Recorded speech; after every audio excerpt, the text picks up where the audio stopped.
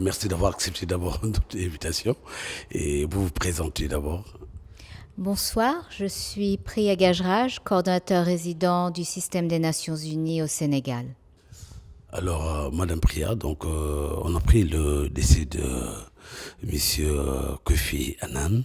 Alors, que ressentez-vous suite au décès maintenant de Monsieur Annan? Tout d'abord, je pense qu'on ressent tous une grande tristesse au décès de l'ancien secrétaire général des Nations Unies. C'était un homme, un champion de la paix. On l'a appelé la conscience du monde.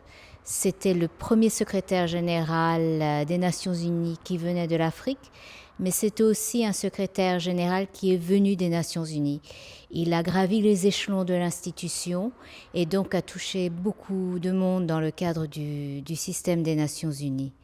Mais surtout son œuvre en termes de paix, en termes de résolution de conflits, et c'est là le deuxième sentiment, doit continuer à nous inspirer en termes de nos efforts.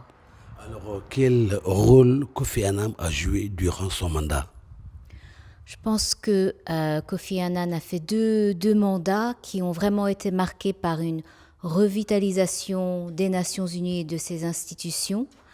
Un mandat très clairement marqué par un engagement pour la paix, la résolution de conflits et beaucoup d'humanisme, mais aussi les efforts de développement. C'est lui qui a lancé les objectifs du millénaire pour le développement et un engagement humanitaire pour promouvoir une norme d'intervention humanitaire.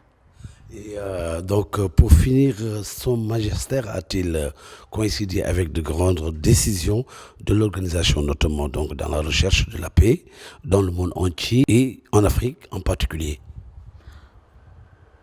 Kofi Annan était un homme de l'Afrique et pour l'Afrique. Il était particulièrement fier de ses racines du Ghana et son mandat, son engagement a été marqué par ses efforts en Afrique, particulièrement en termes de, comme on le disait tout à l'heure, en termes de la résolution de conflits, de la paix, mais aussi de recherche de solutions pour le monde, pour les populations, pour un monde beaucoup plus durable. Et je pense que c'est ces efforts-là qui doivent continuer que nous devons continuer à promouvoir aujourd'hui. Alors, quel est votre dernier mot? Mais j'espère que nous allons bien sûr être tristes à sa mort, mais aussi célébrer sa vie, célébrer ses efforts et surtout continuer à promouvoir la paix, l'humanisme, la résolution de conflits, l'espace pour le dialogue.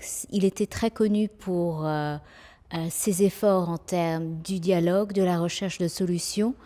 Et je pense que c'est ça qui doit tous nous inspirer. La rédaction Média 7 vous remercie, Madame Priya. Merci à vous.